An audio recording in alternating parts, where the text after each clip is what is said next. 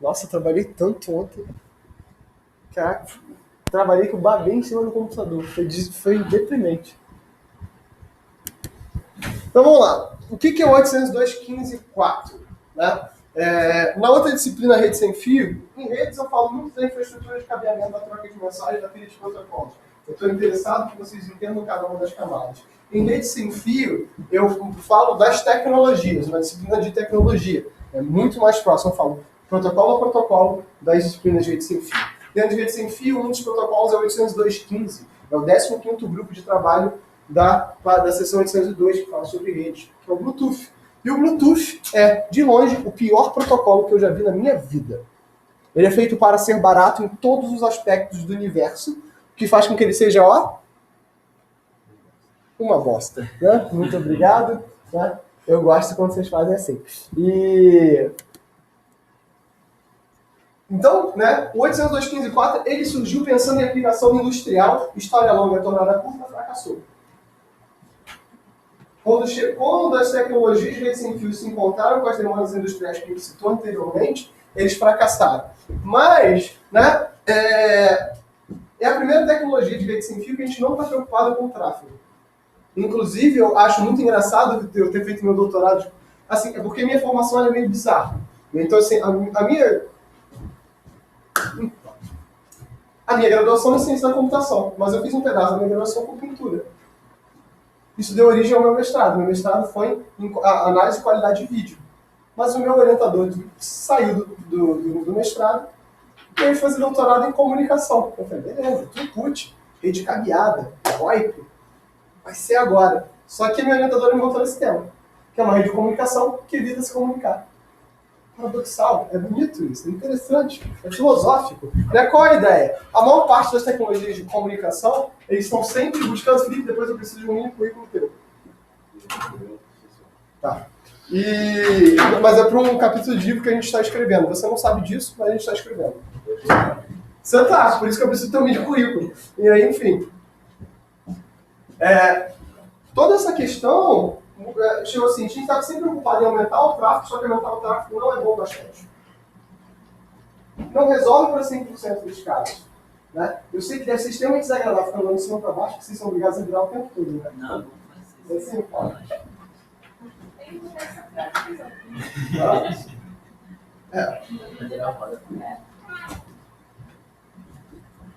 Tá, mas eu paro aqui, porque aqui é o meio, né? Vocês têm metade pra cá e metade pra cá. Não é.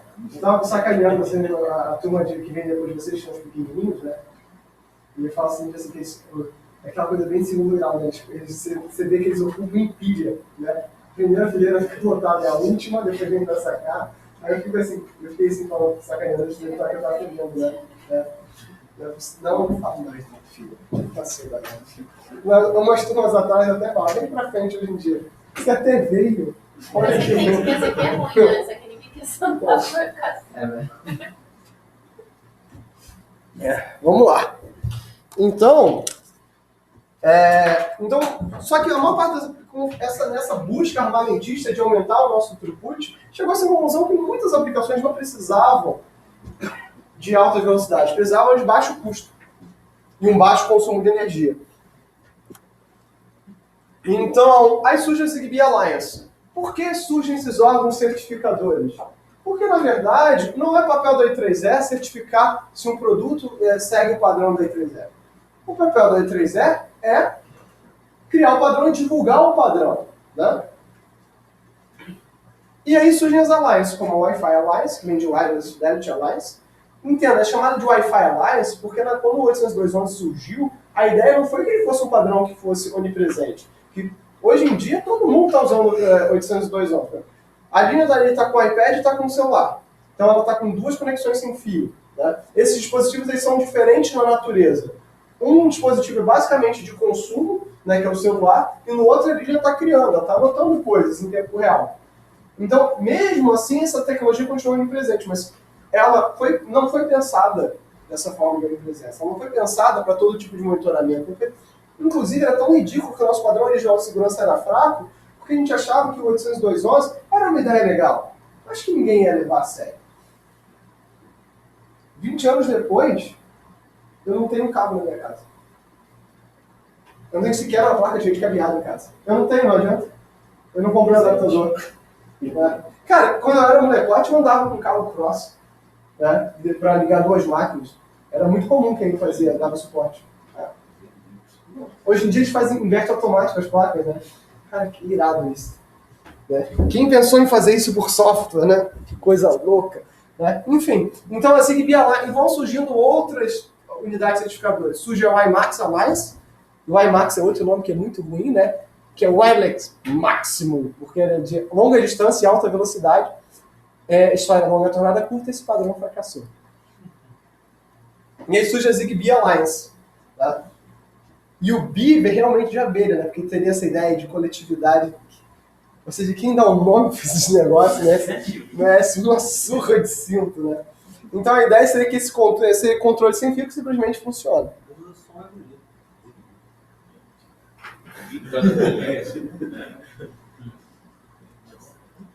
Então, ele veio no quarto grupo, né? Ele é 802.15.4, porque ele está ali no quarto grupo, que é o WPAN de baixa taxa. Ah, mas não entendi. Ela só certifica ou ela também criou uma? Não, ela só certifica.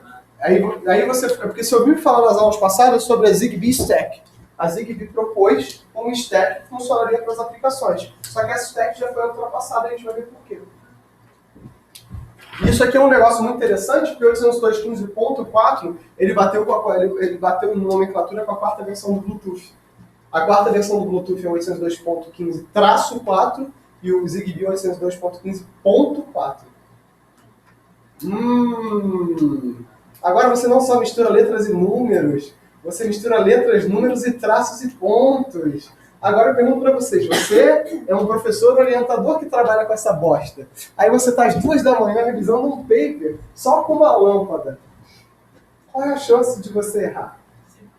De 112%. Eu crio um protocolo que nem estava no paper. Orientador é sempre. Hã? A chance do orientador errar. Não, orientador não. Nesse momento eu sou avaliador. Como orientador eu nunca erro. Você que está errado já não tem me alertado. Eu já levei essa uma vez. Foi divertido. Hoje é divertido, né? Então a ideia é que, na verdade, enquanto eu estou trabalhando a quinta versão do Bluetooth já tem uma taxa muito parecida com o rede sem fio. Com o 802.11 original, do 802.11G, de 55 MB. Já o 802.15.4, ele vai só até 250K. E é suficiente para 90% das aplicações. Então a ideia é que o Zigbee ele seja de longa distância, porque ele vai ter formação de rede. Ou seja, da mesma forma que eu mostrei o RPL, eu tenho roteamento a nível da camada usando o Zigbee como infraestrutura. Mas a vantagem é o baixo consumo, ou seja, o meu recorde usando 2 pilhas a AIS é 1 ano e meio, uma aplicação funcionando. Esse aí que você está apresentando está ultrapassado? Tá, eu vou... Esse que você está falando agora está ultrapassado, esse Zigbee? Não, ele não é usado para aplicação industrial mais. Mas ele é usado para uma série de outras aplicações, como aplicação agrícola. Até hoje a gente usa o Zigbee. Automação residencial, o Zigbee também faz. Aí esse aí foi criado pela mesma empresa que certifica. O padrão é o 802.15.4, mas a Zigbee é que popularizou ele. Então a gente dá o nome de Zigbee. É como chamar o 802.11 de Wi-Fi. Não é Wi-Fi, mas, por exemplo, Bluetooth não é Bluetooth. Bluetooth é 802.15. Então, assim, estou dando o apelido carinhoso, que é o Zigbee, e o nome real, que é o 802.15.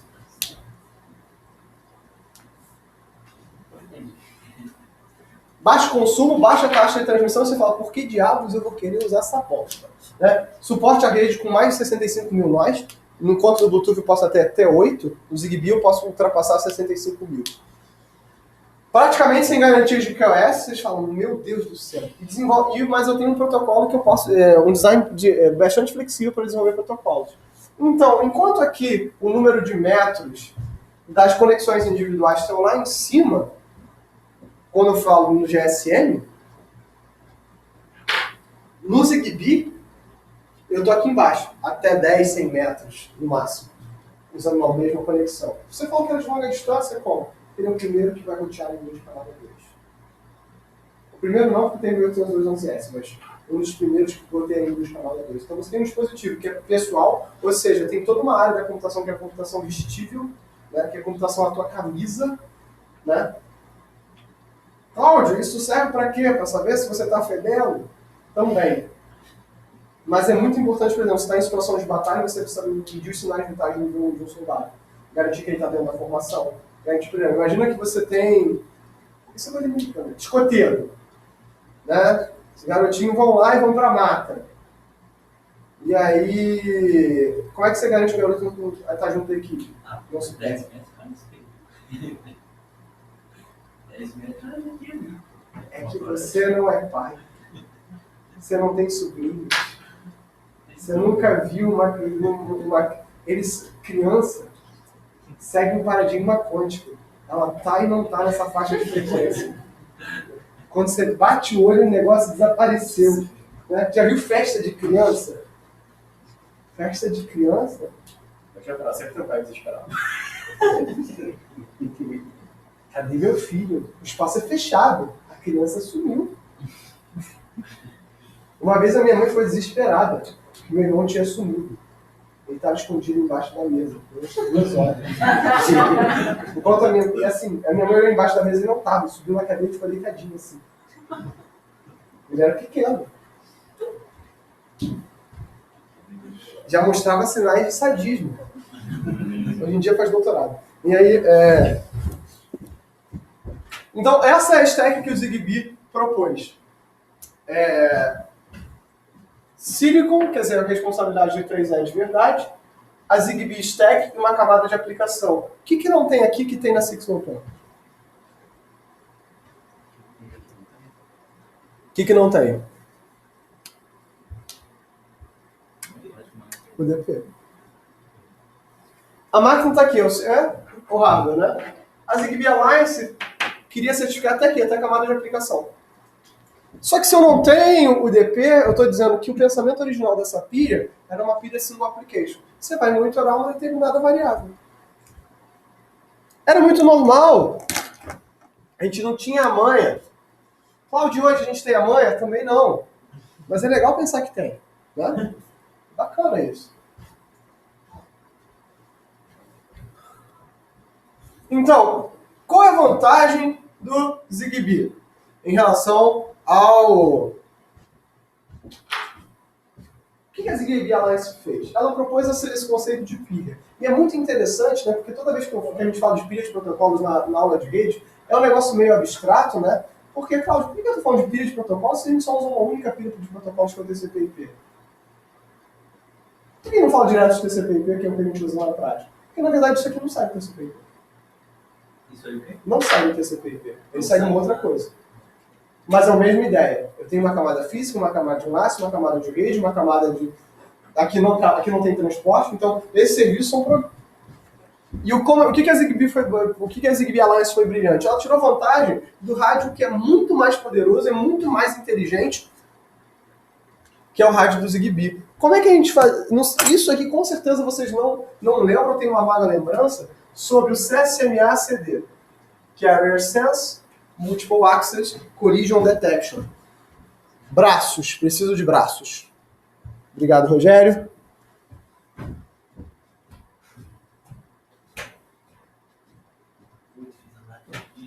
É bom, cara, tô gordo, é complicado. Então, tudo olhando o braço do Rogério. Como é que funciona a detecção do meio ocupado? Ele é a portadora. O braço está balançando? Beleza. Agora é o seguinte, eu vou começar a balançar e você vai começar a balançar do outro lado. Viu só? Isso é Collision Detection. O Collision Detection é quando eu mando 2 sinais dentro de um mesmo cabo e esses sinais, eles colidem. A colisão é que eu mando 2 ondas no mesmo meio e as ondas colidem. O que acontece com essa onda? Física 2, para isso Física 2 serve. Só que é um saco. Elas se anulam ou interferem entre si. Se elas estão em fases diferentes, fala. Multiple access. Não é? O que a gente fez? Olha que brilhante! Usamos mais fios. Ele disse que um fio era para mandar e outro fio era para receber. E o que acabou? Um conceito de colisão. Então, antes, esse é um protocolo que a gente chama de protocolo de camada MAC, que era de Controle de acesso ao meio. Então, através do NEC, eu balançava o meu fio, que na verdade mandar um pulso elétrico é na verdade perturbar o meio, e eu perturbo o meio. No meio sem fio, eu perturbo o ar. No meio com fio, eu mando um pulso elétrico entre dois cabos no fio de cobre.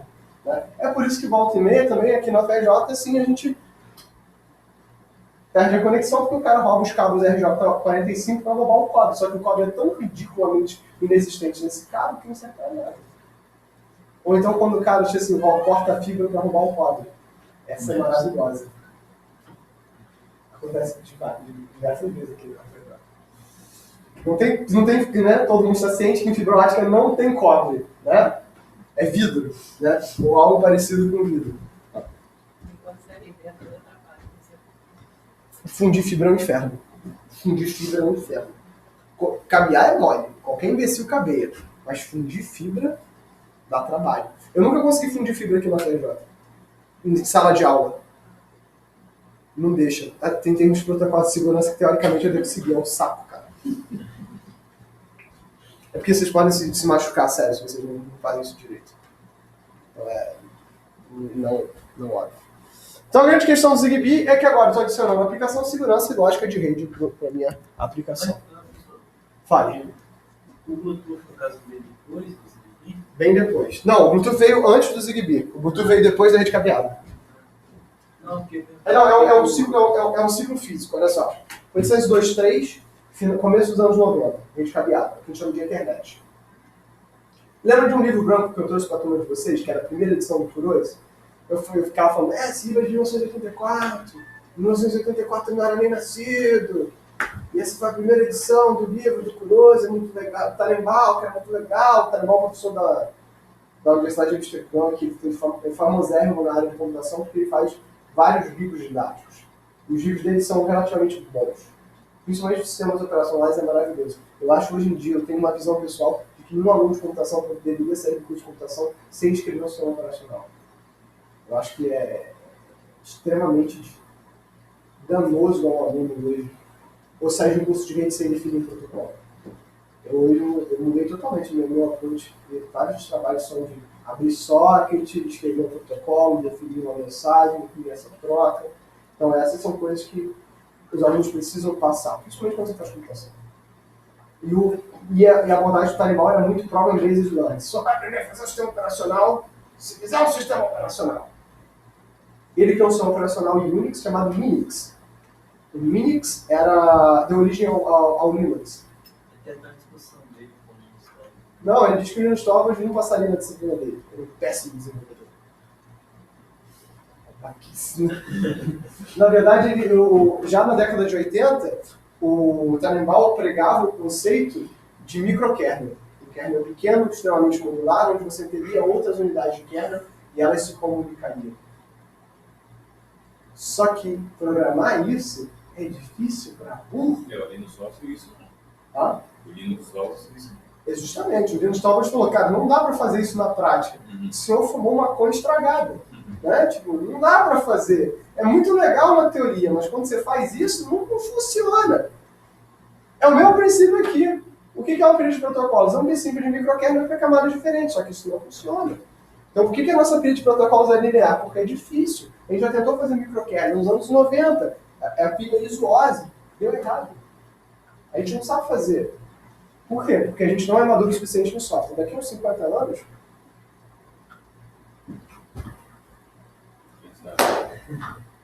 talvez. Tá? Então o CSMA-CD é o nosso controle de acesso ao meio do nível de camada física, né? De camada cabeada.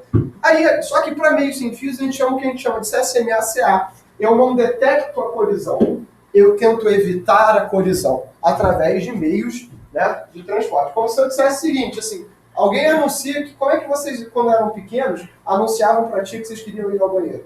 Vocês levantavam o braço. A tia permitia que mais de um aluno fosse ao banheiro ao mesmo tempo? Não, não podia, porque vocês eram pequenas criaturas diabólicas. Né? Você saísse em 2 em sala de aula, você ia voltar 2 horas depois. Então a tia só permitia que um recurso acessasse ao meio simultaneamente. Isso tornava-se, e aí ao banheiro, um meio half complexo. O meio podia ser para ir e para voltar, mas só um por vez. São importantes essas alusões, né? Faz diferença. Então, só que, na verdade, o que a gente usa aqui para disputa de acesso ao meio não é nem só o CSMSA, é um backup, a gente usa um negócio chamado CCA, Clear Channel Assessment, que é um avaliador se o meio está ocupado ou não a nível de camada física. A gente vai falar um pouco sobre isso. Então, as taxas de dados são 250, 20, 40K. As topologias ou são estrela ou peer-to-peer, a gente vai falar mais sobre isso. Suporte de dispositivos de baixa latência, endereçamento de dispositivos dinâmicos, protocolo com transmissão confiável baseado em handshake com baixo consumo de energia. Ele é um protocolo de transmissão simples, né, onde eu tenho uma estrutura de beacon opcional e que usa ACS o tempo todo. E eu vou trabalhar com dois tipos de dispositivo, Full Function Device e Reduced Function Device.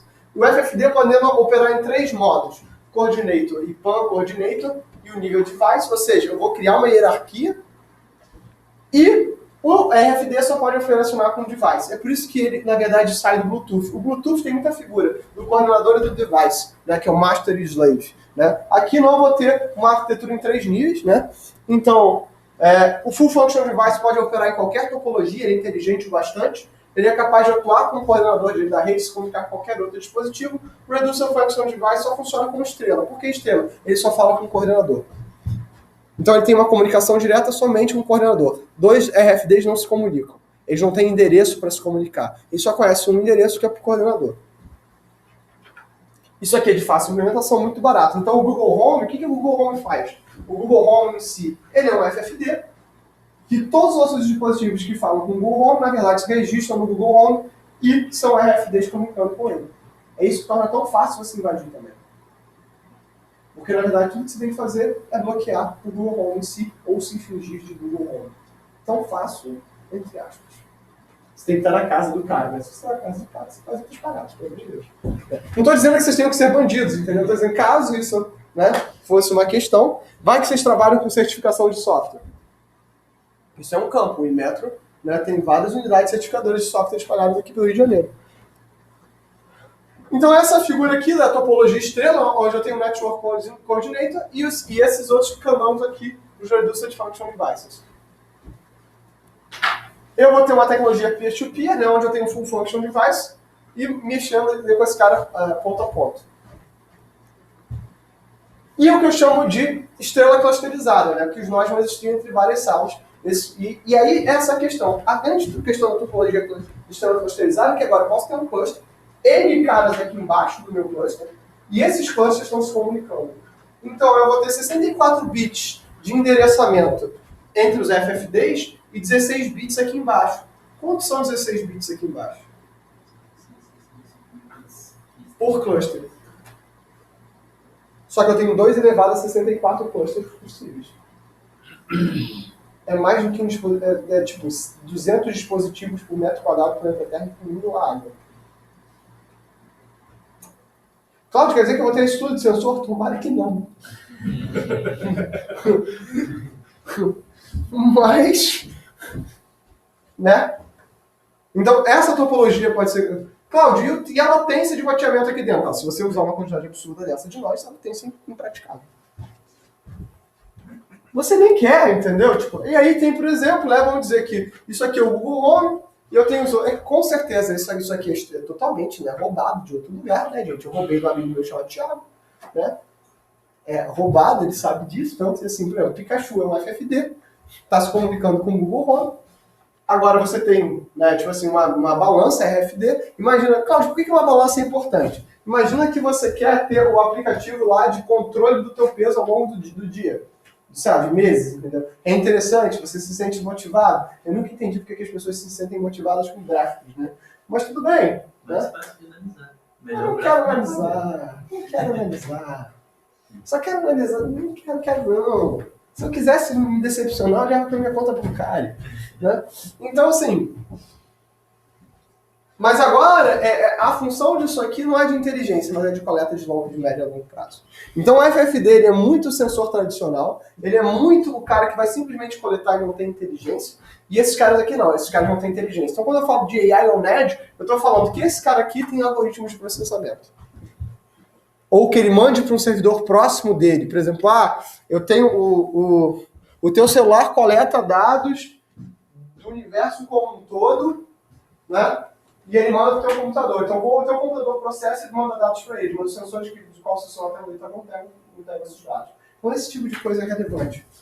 Hoje em dia, inclusive, é uma linha de... Se alguém quiser fazer um mestrado, doutorado nessa área, tem uma grande gama de aplicações sendo trabalhadas com essa questão de AI ou NED.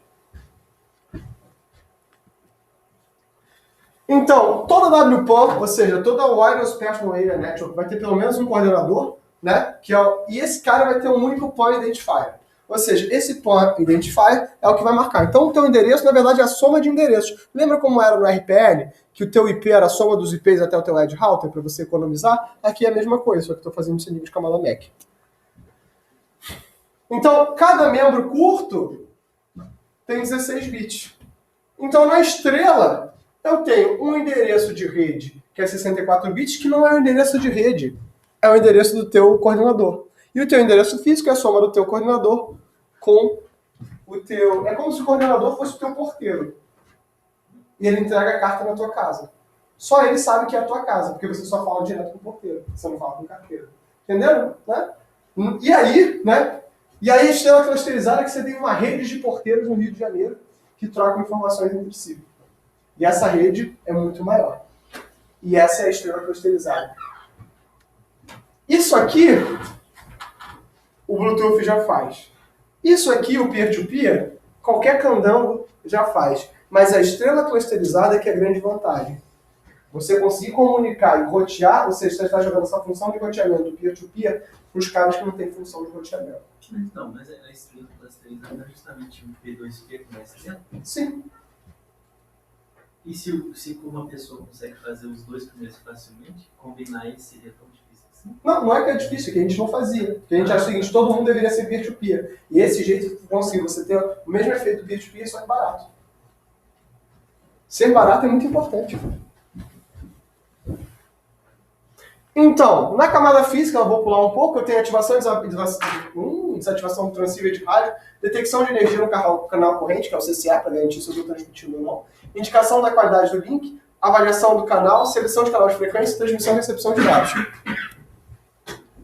Estou trabalhando ou na faixa de 2.4 GHz, que é o que a gente chama de faixa ISM. Banda ISM é a banda que você pode usar de forma gratuita, chamada de Industrial, Scientific and Medical.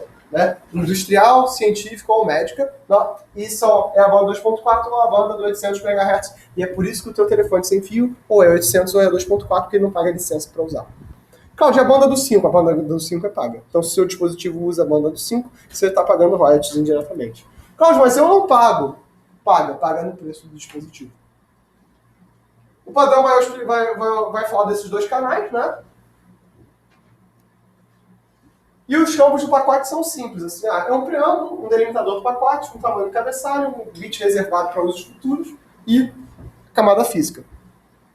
O poder de transmissão por volta de 3 dBm, indicação da qualidade do link, mas a grande questão que a gente tem que fazer assim é a detecção de energia do receptor, que é a que indica se o canal está funcionando ou não, e estimativa do Silent Noise Rate, ou seja, o quanto o meu meio está embaralhado. Por exemplo, né? Mariana Felipe, vou começar com o outro. Vocês precisam começar qualquer coisa aleatória entre vocês. Bom, tudo bem? Como é que tá? Quantas disciplinas que vocês estão fazendo? Então, você consegue 3 disciplinas? Então, assim, como é que isso está no seu último período? Se Deus quiser. Conseguiu se comunicar comigo? Sim. Foi fácil? Relativamente. Exatamente. Então, na verdade, exatamente, porque na verdade os meios são os maneiros efetivos. Perfeito. Esse SNR é uma avaliação do quão atrapalhado o teu meio tá e o quanto que na verdade isso pode ainda ser transmitido ou não. Em outros protocolos a gente tem métricas, como o AirTime. O AirTime é a métrica do 802.11s, que é utilizado para o protocolo de roteamento. Um outro exemplo de roteamento de camada 2. Então, eu tenho várias especificações. Uma é esse Clear Channel Assessment, que eu trabalho com essa NR em função de níveis para garantir o seguinte: existe um nível que o meu meio está tão poluído que eu não posso mais usar o meio. Então, o Clear Channel Assessment ele é uma vantagem porque ele é uma verificação de ocupação do meio a nível de camada física. O que eu falei para vocês sobre camada física?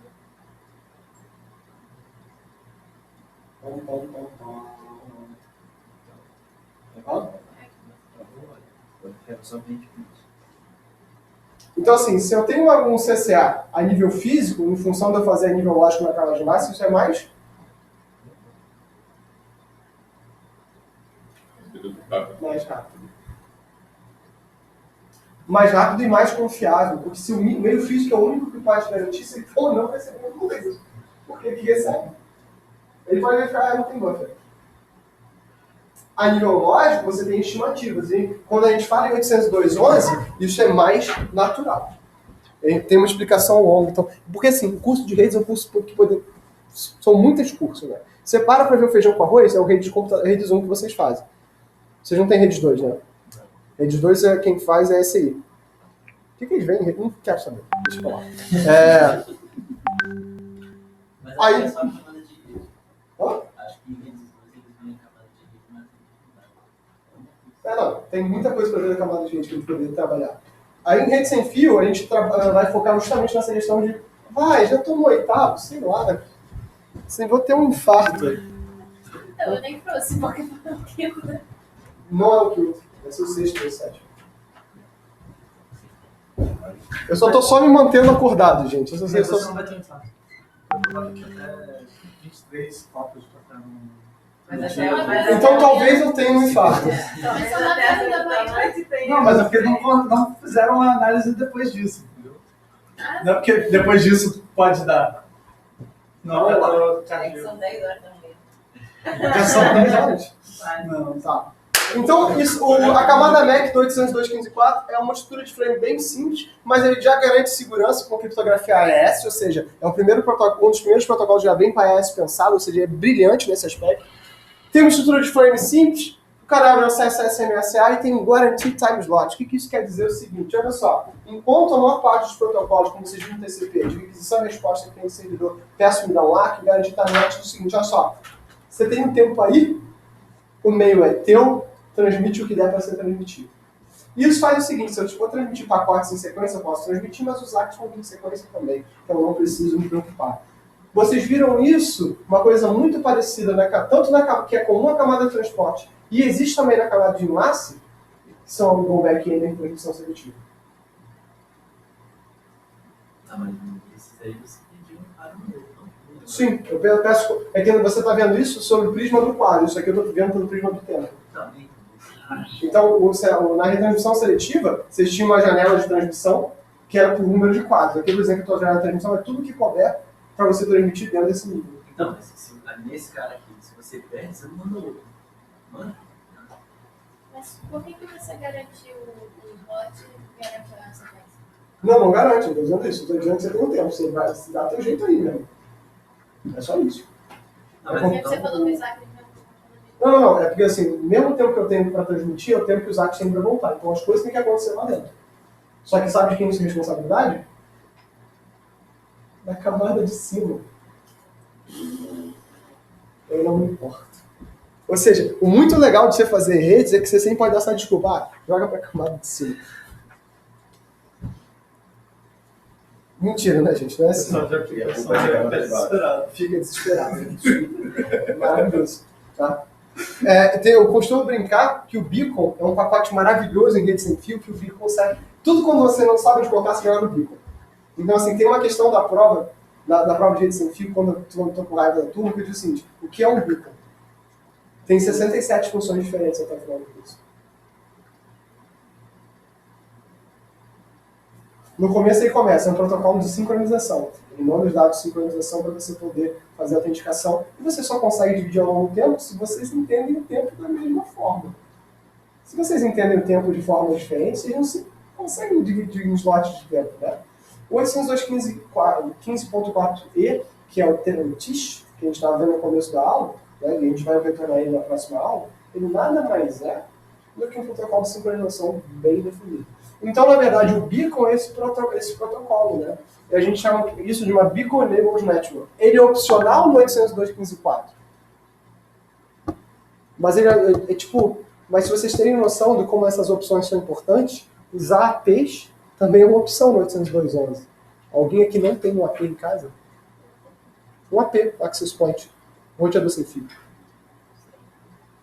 Usa rede sem fio? Tem. Eu sou pão duro. Não sei se vocês notaram isso. Eu sou extremamente pão duro com certas coisas. Minha esposa fica extremamente chateada comigo. Cláudio, você não tem nenhum problema em comprar alguma coisa para mim? Não. Nem para casa.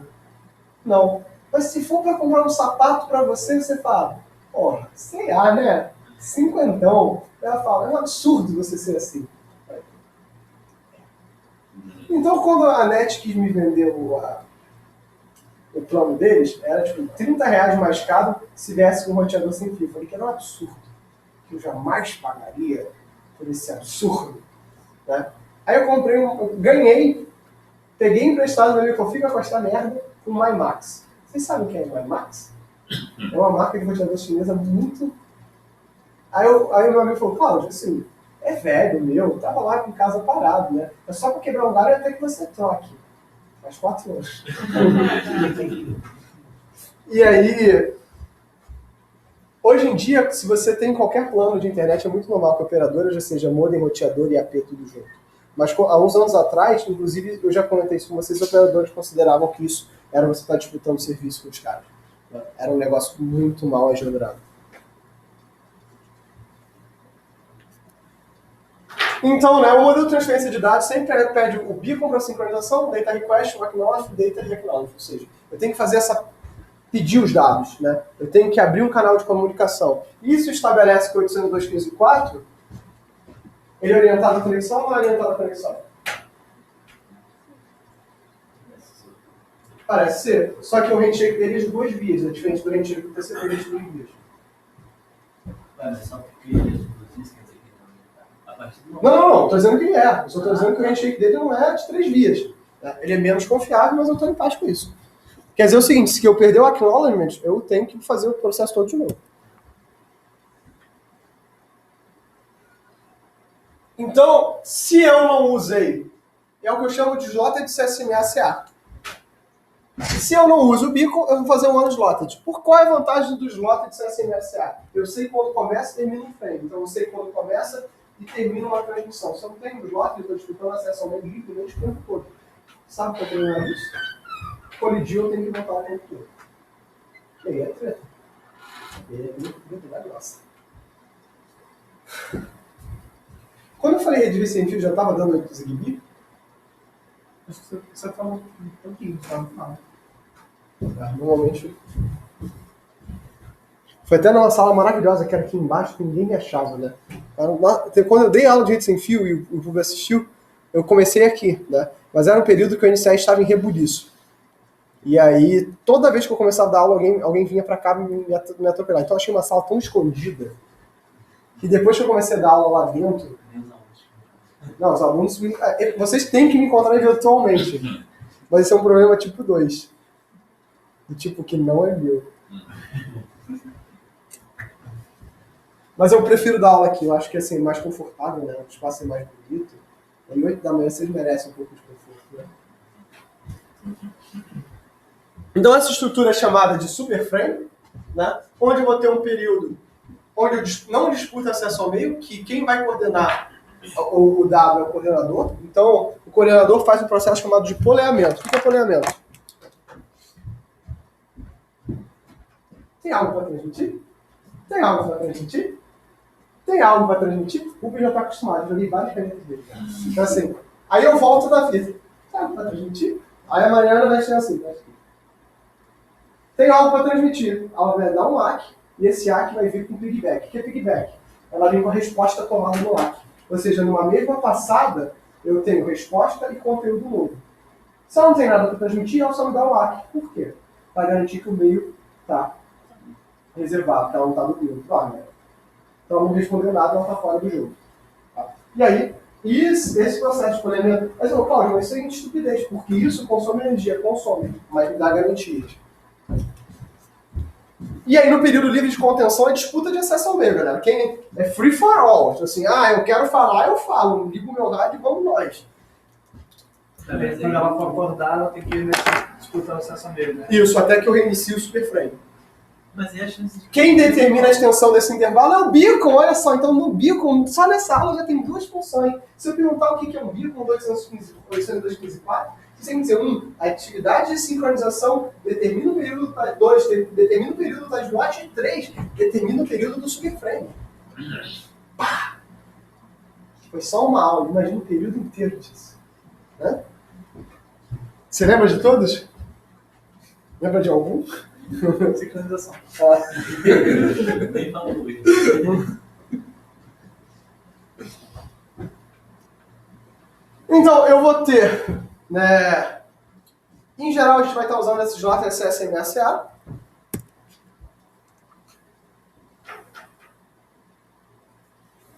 E o algoritmo dele é relativamente simples. Né? Cada dispositivo vai ter que manter 3 variáveis.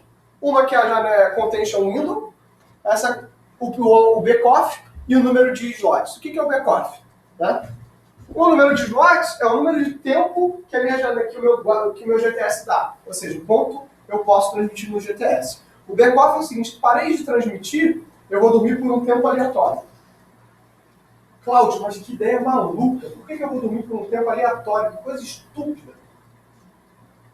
Pensa o seguinte, quem aqui já foi no aniversário de Guanabara? Pronto, perfeito. Imagina o seguinte, qual é o princípio básico da rede de comunicação?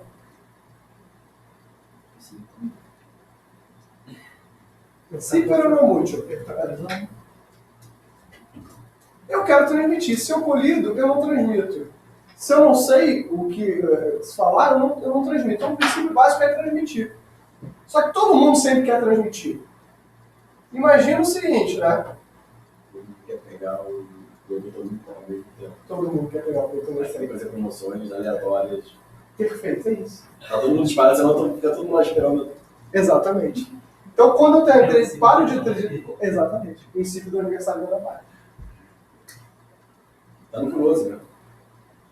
Aniversário da Guanabara? Vou escrever um Cláudio. Mas... acho que é algum livro que falou isso, sobre Black Friday, né? Mas... Em geral é sempre uma carta. A menina que quer mandar a carta pro cara. Mas aí depois acho que ele dá uma Esse piada. Bob. É, o Bob a...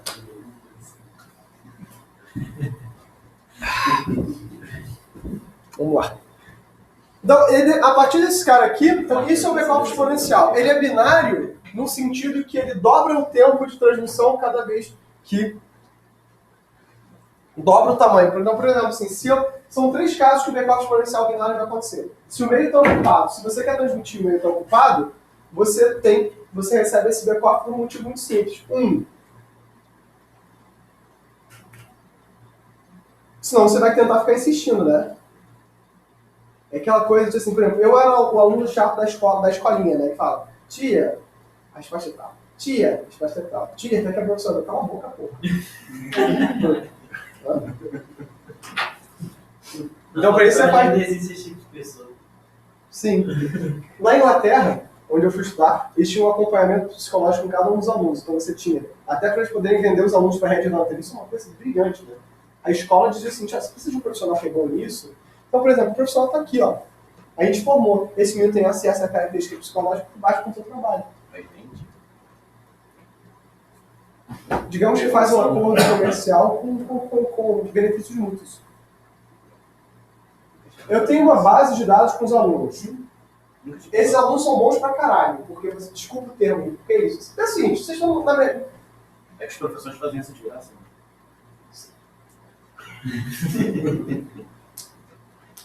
Na verdade, teve um tempo antes de eu terminar o doutorado que eu fui Red Hunter, né? Isso é um negócio. Isso não é um negócio da dinheiro, porque, por exemplo, os caras às vezes pagam R$1.000 por pessoa que você indica que eles contratam.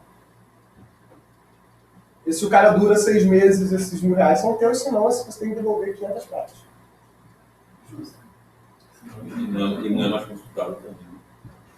Não, assim, de repente não, porque às vezes o cara tem um ótimo perfil, todo mundo achou que o cara tinha um ótimo perfil, aí o cara despirocou, entendeu?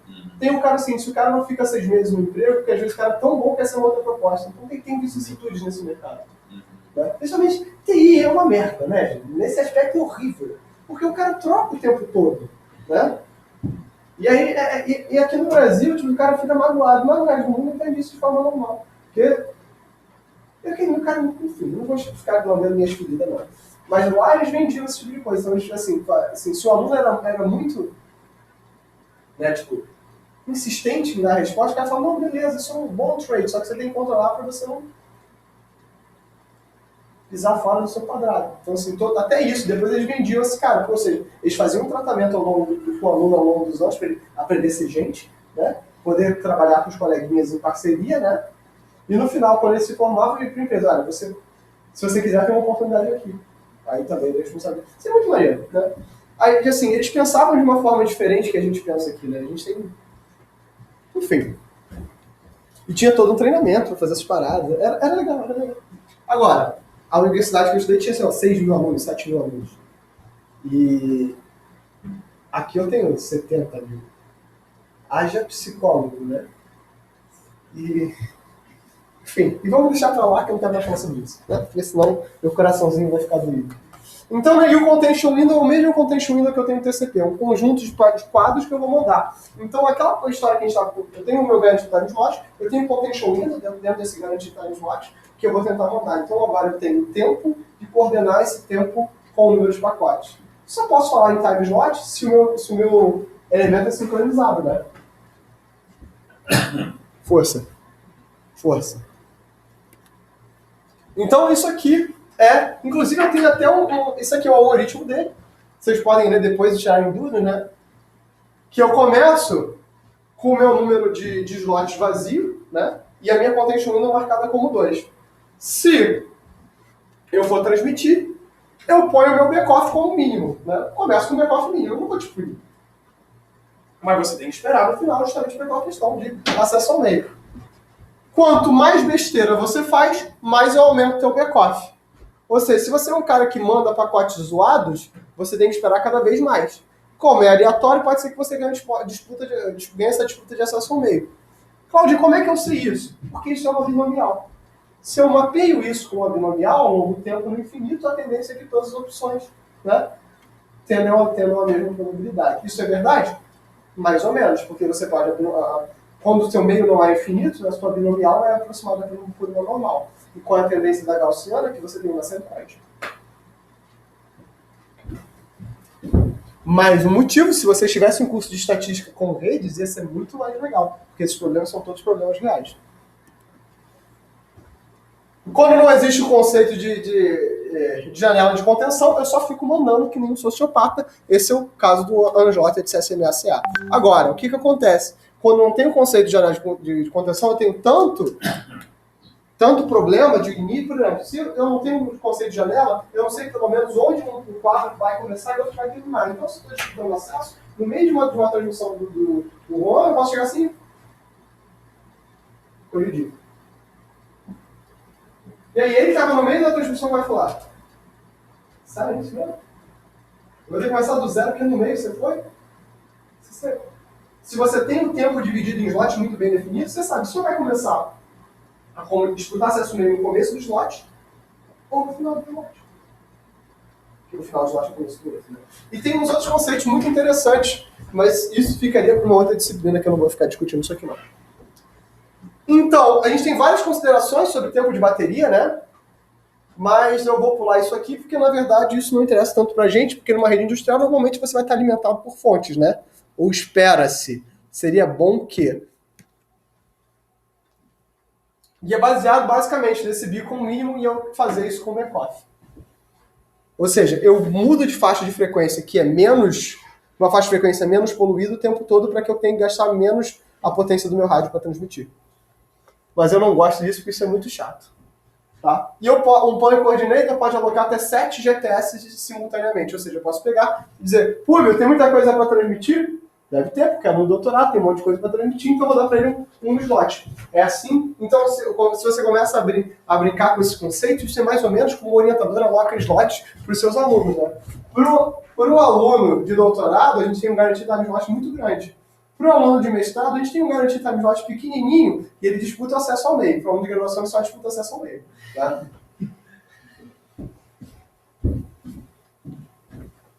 E implicitamente isso é uma modelagem de QoS. Porque se eu te dou uma disputa, né, se eu te dou um espaço, né, eu sei que a tua qualidade média decai se você tem que digitar o tempo todo. Entenderam esses conceitos? Né? Agora, o que é natural? Que eu tenha mais gente reservando GTS ou menos gente reservando GTS? Menos gente. Né? Porque senão é impossível, né, gente? Senão eu volto para o circuito virtual. Porque senão... Né? E ainda tem uma coisa engraçada, né? Como é que muda o comportamento da graduação para o doutorado. Na graduação, quando o professor te chama, você fala assim, ah, meu Deus, Jesus me leva. Né? No doutorado, no final do doutorado, principalmente, você fala, por favor, professor, encontra um espacinho para mim na tua agenda, né? Tu fica colado na forma, assim, né? Podia estar roubando, podia estar matando, mas estou fazendo doutorado, então, por favor, me dê 15 minutos do seu tempo. Né? Aí parece aquela coisa meio tipo, meu Deus, né? Mas... doutorado é legal, recomendo a vocês. Não faz bem pra saúde, mas recomendo. Não, mas hambúrguer também não faz, e todo mundo gosta. Você recomenda porque você já passou por isso, né?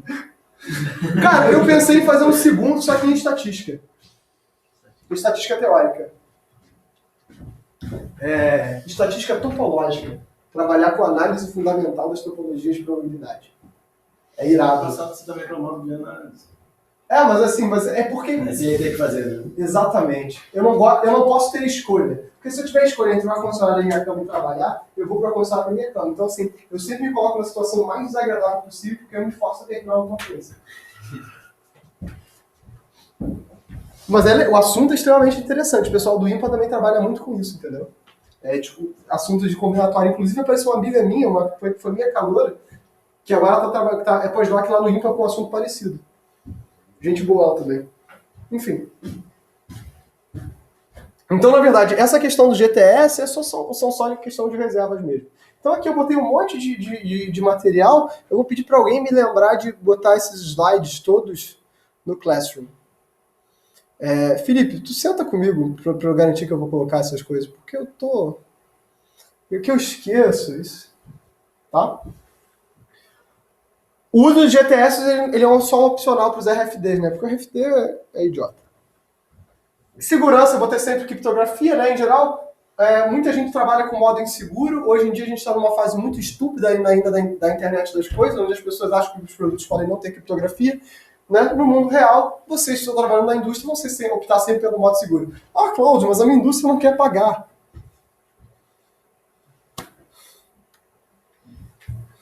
Aí você mente. Cláudio, mas isso é ético de dizer? Não. Né? Então você tem que trabalhar com criptografia dos dados, controle de acesso, integridade desses frames e sequential freshness. O que é interessante? Sequential freshness é uma coisa que o edições 15 e 4E diz o seguinte, vamos lá, vocês estão aqui na frente, eu vou jogar canetas em vocês. Terminado, deixa a Mariana terminar de escrever. Lília. Já está acostumado? Calma, filha, a aula já vai chegar. Fica tranquilo, tá? Que instante 1, instante 2, instante 3. Me devolve. Me devolve. Me devolve.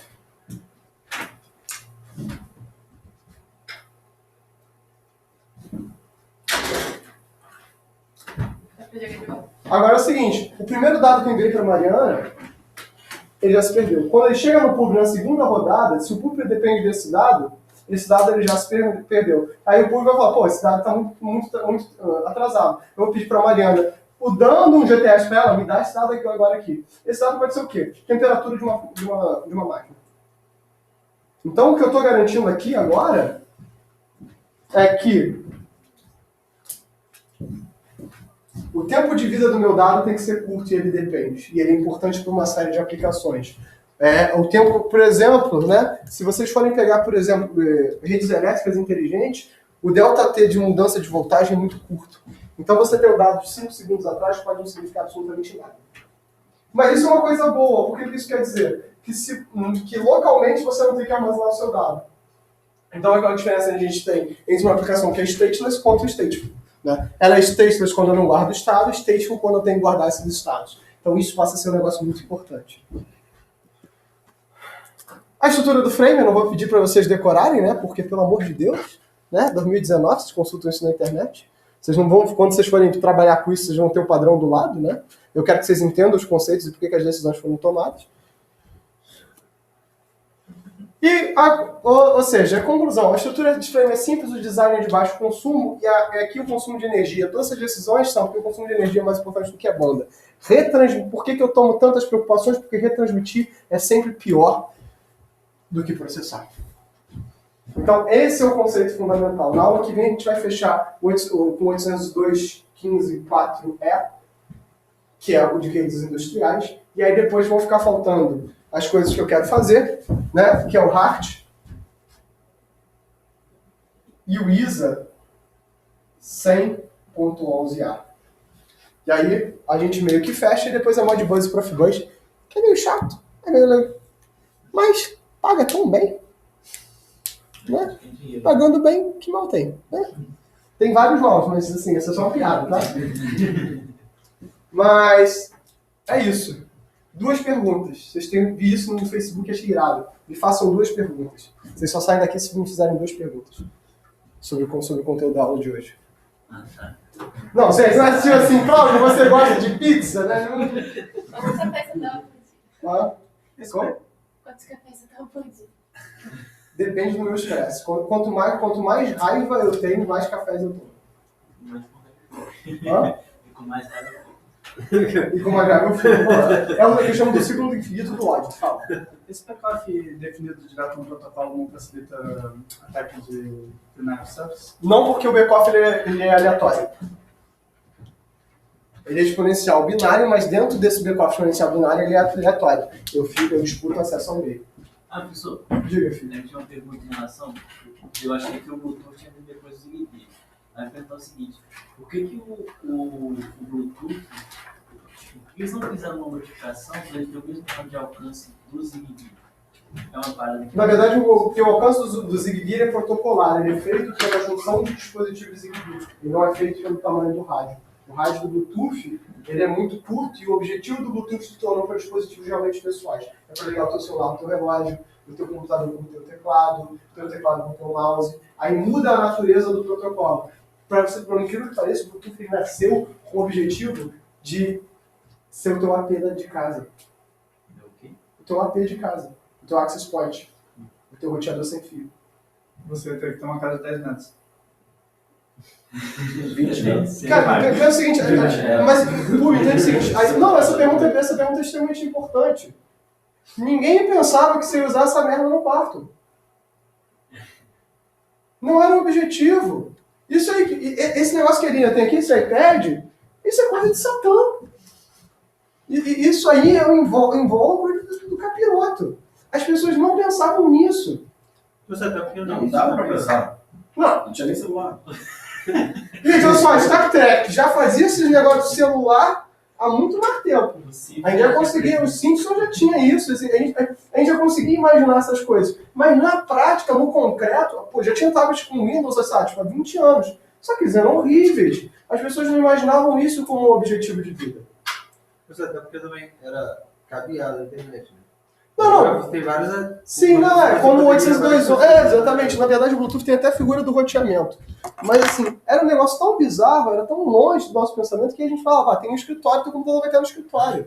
E quando o Bluetooth surge, esse canal aqui, o Bluetooth surgiu em 99, o padrão dele. Então, o pensamento dele veio nos últimos 10 anos. Esse cara aqui só se populariza em 2004, a partir do projeto do Nicolas Negroponte, do ALPC, o Laptop Per Charge, que falava do laptop de $100. Por isso, caralho! Laptop de $100, meu irmão! Que absurdo! E a Asus em 2007 lança o Asus RPC 2701, que era $300, tinha assim, ele vendeu que nem água. Porque ninguém imaginava que um laptop podia custar, né? E isso foi o laptop que a gente falava laptop. Então não ninguém fala notebook, eu não sei quando foi o momento que fez essa troca. Mas o laptop, porque de lap, top, fica em cima do meu lap. Né? Aí depois a gente descobriu que isso dá trombose. Mas enfim, isso não vem ao caso. Né? E o negócio custava $300. E ele era horrível! Porque olha o tamanho dessa pata! O negócio tinha 7 polegadas, o tecladinho era assim, né? Você parecia um Tiranossauro Rex pra digitar. Mas você pensar no cara que, tipo, sei lá.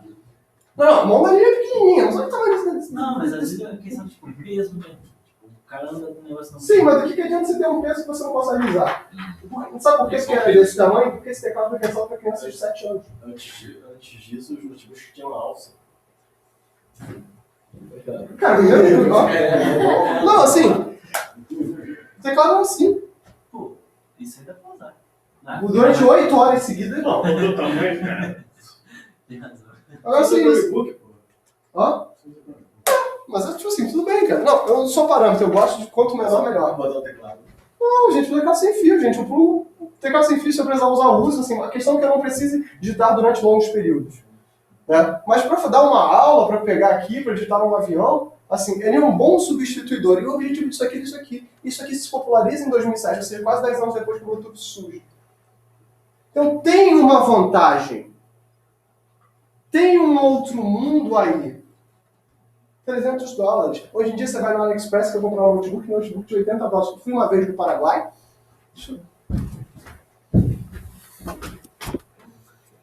Não, café não.